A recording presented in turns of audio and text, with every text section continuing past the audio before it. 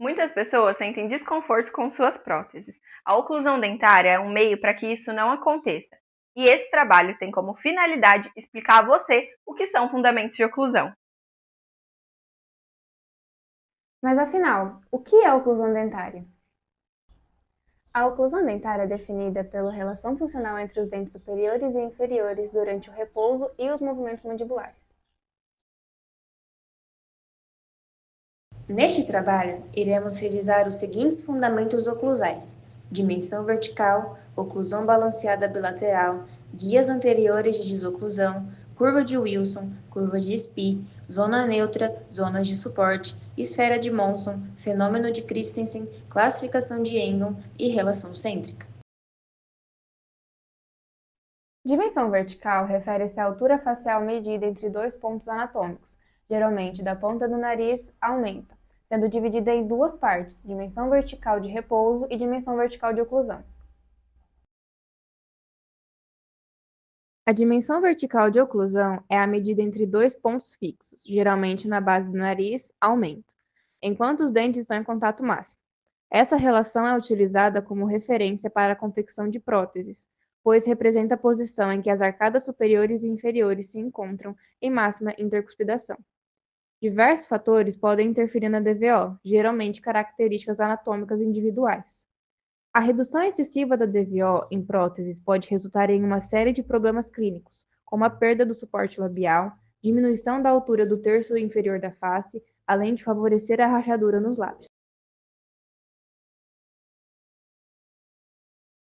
A dimensão vertical de repouso refere-se à posição natural da mandíbula quando os músculos mastigatórios estão relaxados e não há contato entre os dentes, resultando em uma leve abertura bucal. A diferença entre DVR e a DVO é conhecida como espaço funcional livre, EFL, cuja medida ideal varia entre 2 e 4 milímetros. O espaço funcional livre é fundamental para o conforto funcional, permitindo que os músculos trabalhem sem sobrecarga durante as funções orais, como mastigação, fonação e deglutição. A dimensão vertical impacta diretamente na estética. Desse ponto de vista, a perda da dimensão vertical pode causar envelhecimento facial precoce, acentuação de rugas e alteração no perfil labial. Já um aumento exagerado da dimensão vertical pode dificultar o fechamento labial, causar tensão muscular e prejudicar a harmonia facial. O correto estabelecimento da dimensão vertical é essencial para garantir não apenas a função mastigatória adequada, mas também a harmonia estética facial e o conforto do paciente. A oclusão balanceada bilateral ela é mais indicada em próteses totais, amenizando o deslocamento da prótese durante o movimento da mandíbula. Conforme os movimentos mandibulares, os dentes posteriores de ambos os lados devem se tocar ao mesmo tempo. Na prótese dentária, as guias anteriores são muito importantes, sendo elas guia canina e guia incisiva.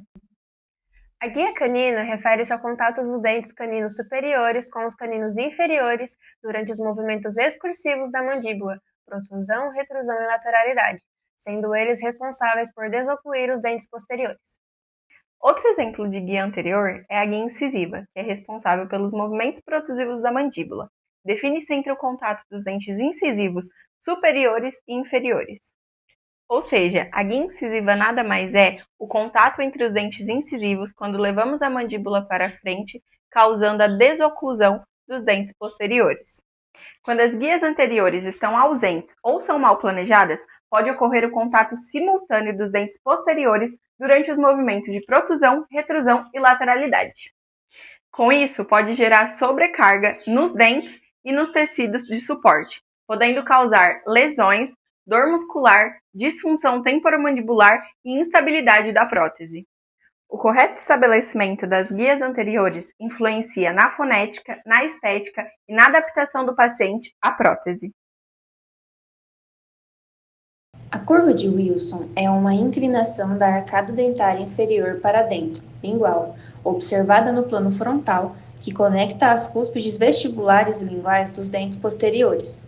Essa curva é importante para a desoclusão durante os movimentos laterais da mandíbula, promovendo estabilidade e permitindo que as forças da mastigação sejam bem distribuídas, evitando sobrecargas. A curva de Spee é uma curva anatômico-oclusal, visualizada no plano sagital, plano vertical que divide o corpo em metades, esquerda e direita. Descreve a linha imaginária passando pelas cúspides vestibulares dos dentes posteriores e inferiores, iniciando nos caninos e seguindo até a borda anterior do ramo da mandíbula. Quando observada de perfil, a curva apresenta-se côncava na arcada inferior e convexa na superior. A zona neutra é definida como a região da cavidade bucal onde ocorre o equilíbrio entre as forças da língua e dos músculos da bochecha e lábios.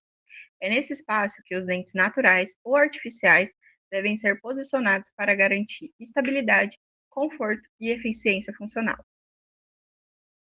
As zonas de suporte representam áreas anatômicas estratégicas localizadas na mandíbula e na maxila, e são responsáveis por fornecer a base de sustentação para próteses totais.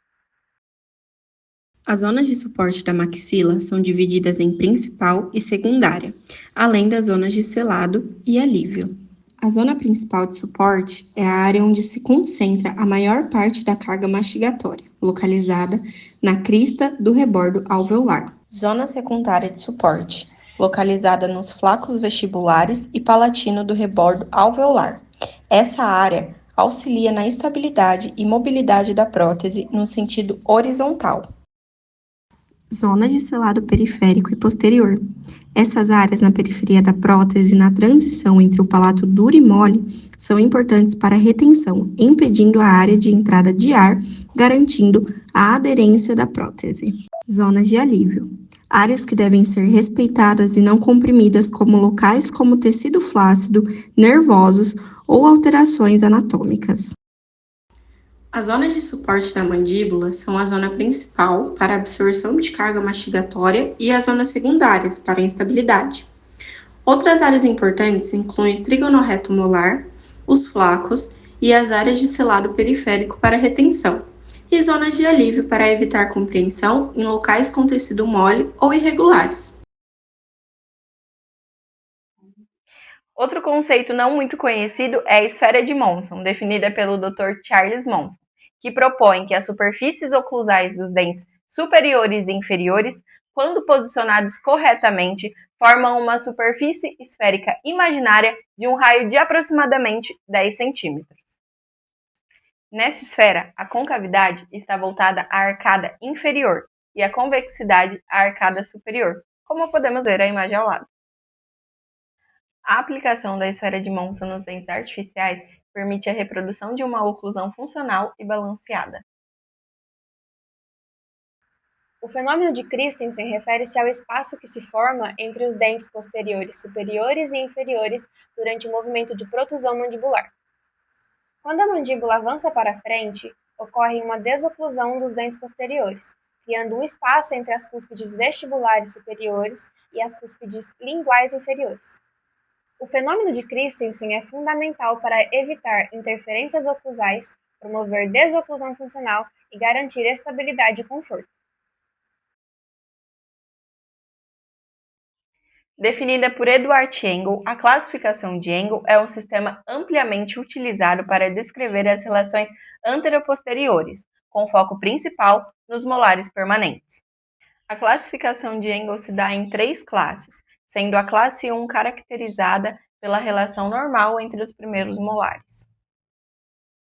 Aqui temos o exemplo da classe 1, onde a cúspide mesovestibular do primeiro molar superior inclui no sulco vestibular do primeiro molar inferior. Classe 2. Nessa classe, o primeiro molar inferior está posicionado distalmente em relação ao primeiro molar superior, causando uma sobremordida. Essa classe subdivide-se em 2 divisões. Divisão 1. Caracteriza-se por incisivos superiores protusivos e mordida profunda. Divisão 2. Apresenta incisivos superiores retroinclinados e mordida profunda. E por fim, na classe 3, o primeiro molar inferior está posicionado mesialmente em relação ao primeiro molar superior. E aqui temos um exemplo da classe 3. A relação cêntrica é definida pela posição mais anterior e superior dos côndilos mandibulares dentro das fossas articulares, com os discos articulares devidamente alinhados e estabilizados. A relação cêntrica é utilizada como referência para posicionar os modelos de trabalho no articulador, possibilitando a reprodução fiel dos movimentos mandibulares e facilitando o planejamento oclusal. Por fim, finalizamos esse trabalho concluindo que os fundamentos de oclusão vão muito mais além do que apenas termos técnicos, garantindo saúde, autoestima e reintegração social. Também exige atualização contínua e atenção à necessidade do paciente. A oclusão é uma parte essencial na prótese dentária, garantindo a função, o bem-estar e a durabilidade. Obrigada!